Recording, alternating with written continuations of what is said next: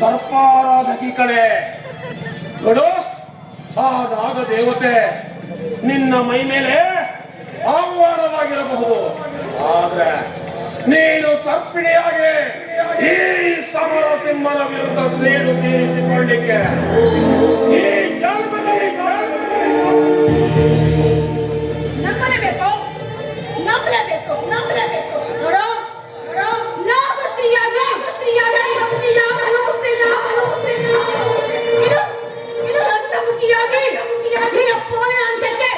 ಚಂದ್ರಮುಖಿಯಾಗಿ ನಾನು ಮನಸ್ಸು ಮಾಡಿದೆ, ಇದೇ ಬಂದೋಕಿನಿಂದ ಈ ನಿನ್ನ ನಾಗರ ಹುತ್ತಗಳನ್ನ ಸರ್ವನಾಶ ಮಾಡಿ ಬಿಡಬಲ್ಲೆ. ಸಮರಸಿಂಹ ನನ್ನ ಆರಾಧಕಿ ನಾಗಶ್ರೀಯ ಮೌಲ್ಯವನ್ನು ಅದು ಸಾಕು ಅಂತ ಪ್ರೇಮರಾಜರ ಕಾಲನ್ನ ನಿರ್ಲಕ್ಷ್ಯವಾಗಿ ಕಡಿದು ಹಾಕ್ದೆ. ಆದ್ರೆ ಹೀಗೆ ಮಾಡೋದಕ್ಕೆ ನಾನಿನ್ನ ಸುಮ್ಮನೆ ಬಿಡ್ತೀಯ ಅನ್ಕೊಂಡಿದ್ದ. ನನ್ನ ಆರಾಧಕಿ ನಾಗಶ್ರೀಯ ಮನೆ ಮನವನ್ನು ಅಳಿಸಿದ್ರೆ ಸಾಧ್ಯವೇ ಇಲ್ಲ.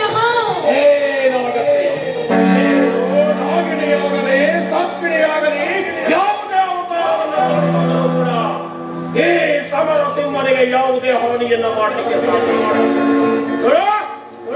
ಸಮರ ಸಿಂಹನಿಂದ ಈ ನಾಗಶ್ರೀಯ ಬಾಳಿಗೆ ಅಂತ್ಯ ಹಾಕದೇ ಇದ್ರೆ ಸಮರ ಸಿಂಹನೇ ಅಲ್ಲ ಕಣೆ.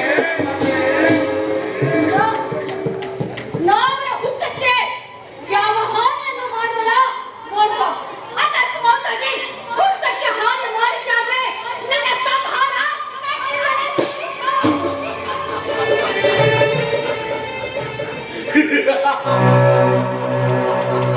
ನಾಗಶ್ರೀ ಸರ್ಪಿಣಿಯಾಗಿ ಸಮರ ಸಿಂಹನ ಸಂಹಾರ ಮಾಡುವ ಕನಸನ್ನ ಕಾಣುಗಳ. ಆ ನಿನ್ನ ಕನಸು ನನಸಾಗಲಿಕ್ಕೆ ಸಾಧ್ಯವೇ ಇಲ್ಲ. ನೀನಷ್ಟೇ ಅಲ್ಲ ಕಣೋ, ನಿನ್ನಂತ 100 ರಾಕ್ಷಸರು ಬಂದರೂ ಸಹ ಏನು ಮಾಡಲಿಕ್ಕೂ ಸಾಧ್ಯ ಇಲ್ಲ. ನೀನು ಬೇಕಿದ್ರೆ ಈ ಸರ್ಪಿಣಿಯನ್ನು ಸಾಯಿಸಬಹುದು, ಆದ್ರೆ ನನ್ನಂತ 100 ಸರ್ಪಿಣಿಯರು ಜನ್ಮವೆತ್ತಿ ಬರ್ತಾನೆ ಇರ್ತಾರೆ. ನೀನು ಮಾಡಿದ ದ್ರೋಹಕ್ಕೆ, ಸರ್ಪ ಹತ್ಯೆಗೆ ನಿನ್ನನ್ನ ಹಾಗೂ ನಿನ್ನ ಮಗನನ್ನ ಬಲಿ ತಗೊಂಡೆ.